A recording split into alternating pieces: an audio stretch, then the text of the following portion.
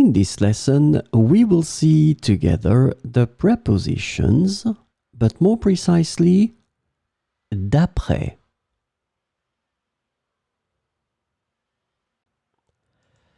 So, of course, the first thing that we need to see together is what is une préposition? Well, a preposition is an invariable word which brings two words together. The second word is called complement, and it allows to specify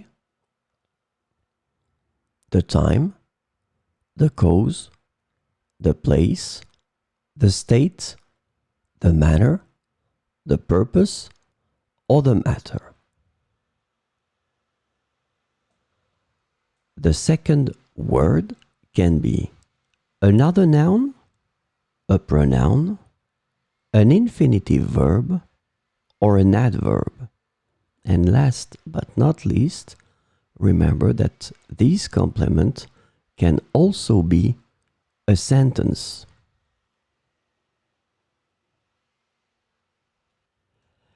So, this lesson is about d'après.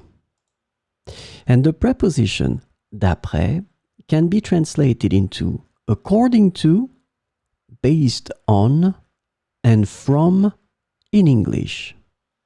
So we will see four examples with d'après.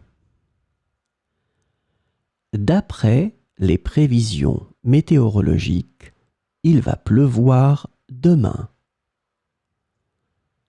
D'après les prévisions météorologiques, il va pleuvoir demain. Ce tableau a été peint d'après une célèbre œuvre d'art. Ce tableau a été peint d'après une célèbre œuvre d'art. D'après ce que j'ai entendu, la fête était géniale.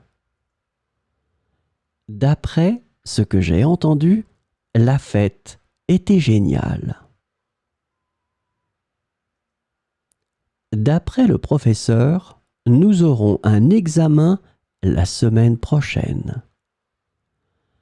D'après le professeur, nous aurons un examen la semaine prochaine.